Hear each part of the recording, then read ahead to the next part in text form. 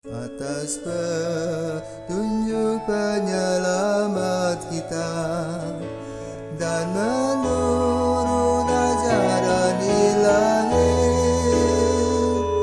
maka beranilah kita bernyanyi.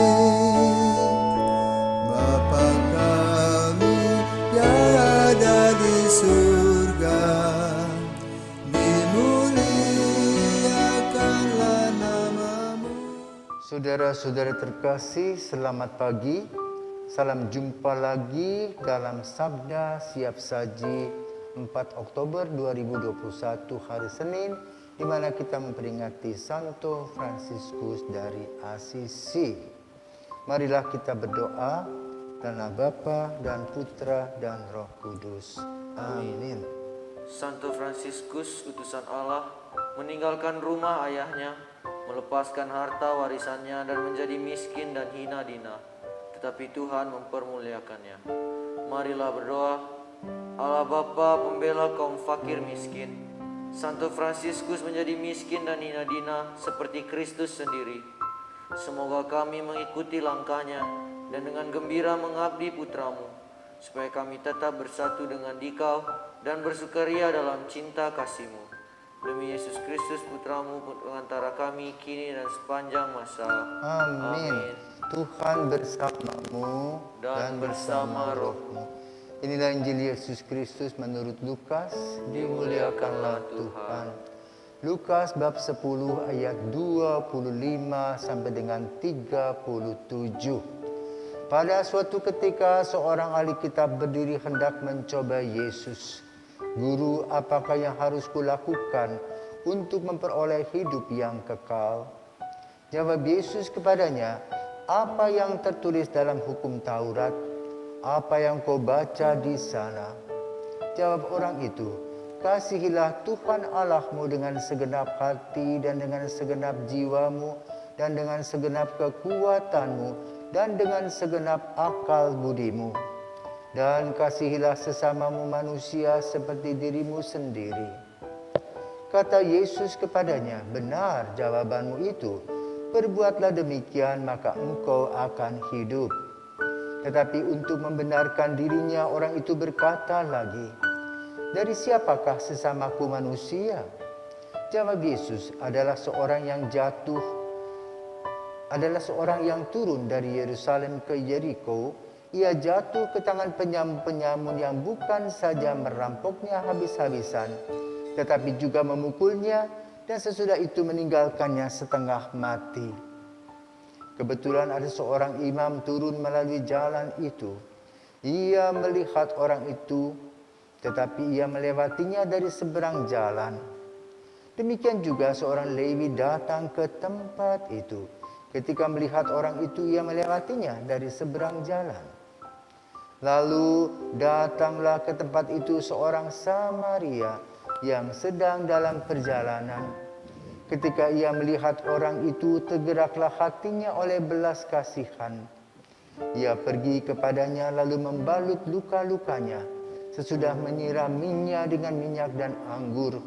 Kemudian ia menaikkan orang itu ke atas keledai tunggangannya sendiri, lalu membawanya ke tempat penginapan dan merawatnya. Keesokan harinya ia menyerahkan 2 dinar kepada pemilik penginapan itu. Katanya, rawatlah dia, dan jika kau belanjakan lebih dari ini, aku akan menggantinya waktu aku kembali. Menurut pendapatmu, siapakah di antara ketiga orang itu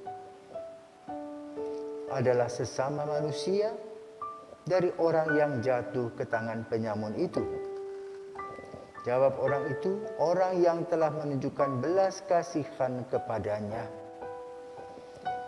Yesus berkata kepadanya, pergilah dan lakukanlah demikian. Demikianlah sabda Tuhan, terpujilah Kristus. Excel, Romo dengar, kamu mau melanjutkan ke OFM. Kenapa?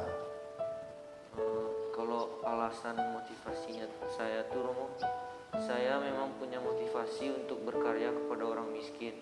karena saya pernah pulang kampung ke kampung saya, dan saya makan di kampung tuh kan di pedalaman gitu Romo. Saya pergi ke sana, dan waktu hari Minggu tuh ketika mau misa tuh kami tuh harus jalan berapa kilometer gitu untuk sampai ke tempat kampung, tempat misanya kami, supaya kami dapat ikut perayaan Ekaristi. Nah dari sana tuh saya mulai muncul bahwa saya ada keinginan untuk berkaya untuk orang-orang yang di dalam desa-desa yang kurang belum sempat tersentuh oleh orang-orang. Oke, baik. Apakah kamu tahu siapakah Santo Fransiskus Assisi sekilas? Yang saya tahu dia tuh sebenarnya dia tuh bukan orang miskin, atau bukan, keluarganya tuh adalah keluarga yang terpandang. Tapi dia berani meninggalkan semua itu untuk melayani orang. Oke. Nah, hari ini kita merayakan Santo Fransiskus Assisi yang lahir pada tahun 1181 di Assisi dari seorang bapak bernama Pietro Bernardone, seorang pedagang kain yang terpandang. Ibunya Donna Pica, ibu rumah tangga yang baik hati. Pada waktu Fransiskus hidup, ketika dia berusia 20 tahun, bersama dengan teman-temannya sering berkumpul.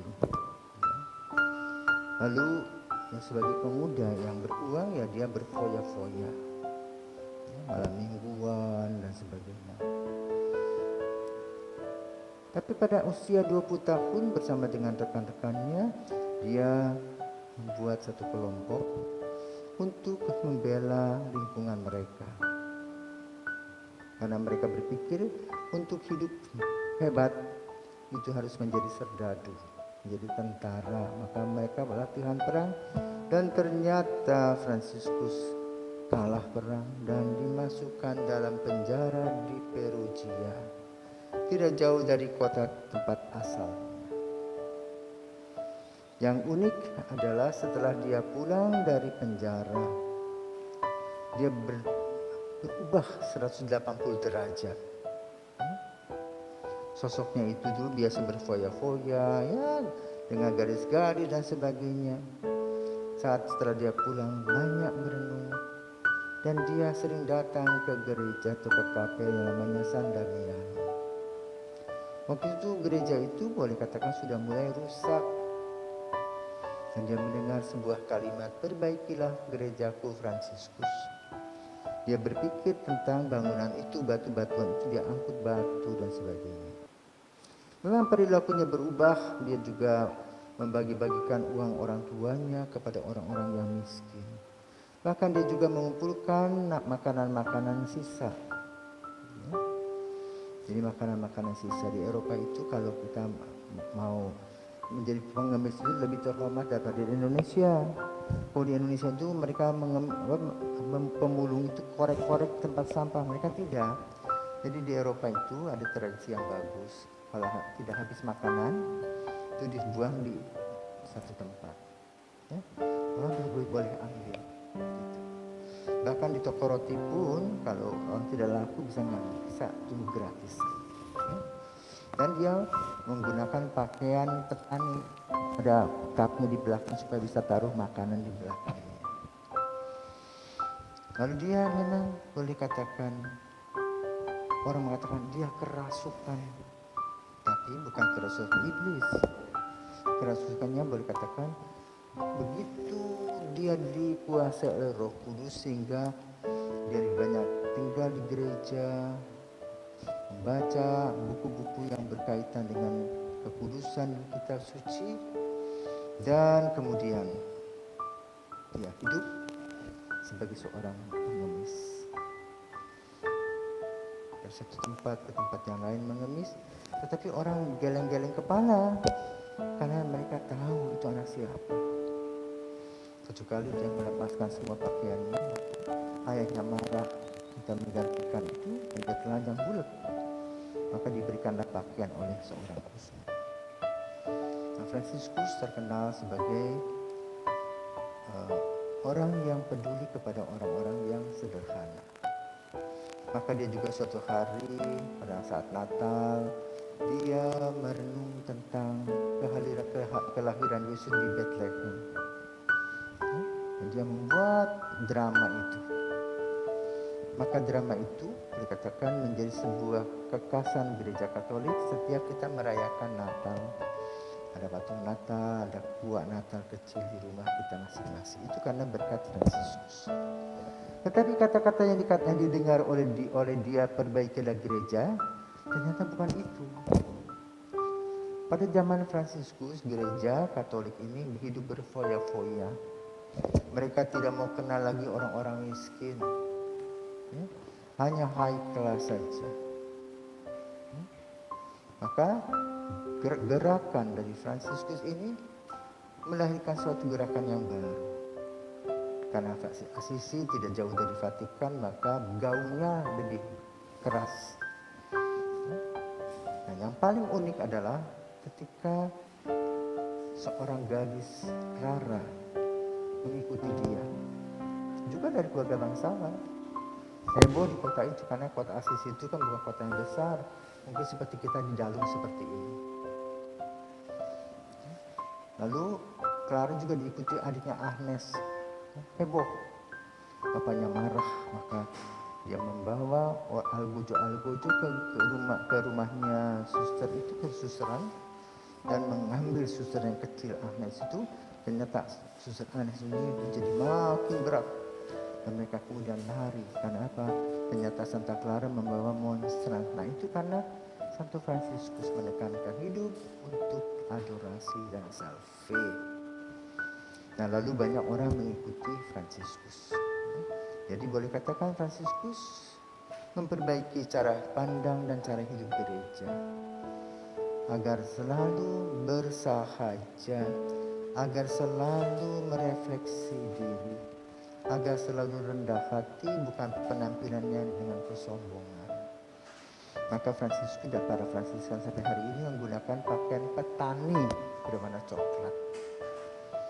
Memang kemudian dalam sejarah ordo yang besar itu kemudian pecah menjadi 3. OFM Kapusin, OFM Konventual. Lalu biara yang kedua adalah biara Santa Clara. Juga ada dalam cabang lama itu suster-suster Kapusines yang bersifat kontemplatif. Semua bersemangat Fransiskus itu menekankan Yesus yang miskin. Allah yang solider menjadi Allah yang manusia yang miskin untuk membangun dan membangkitkan kita sebagai manusia dalam keselamatan.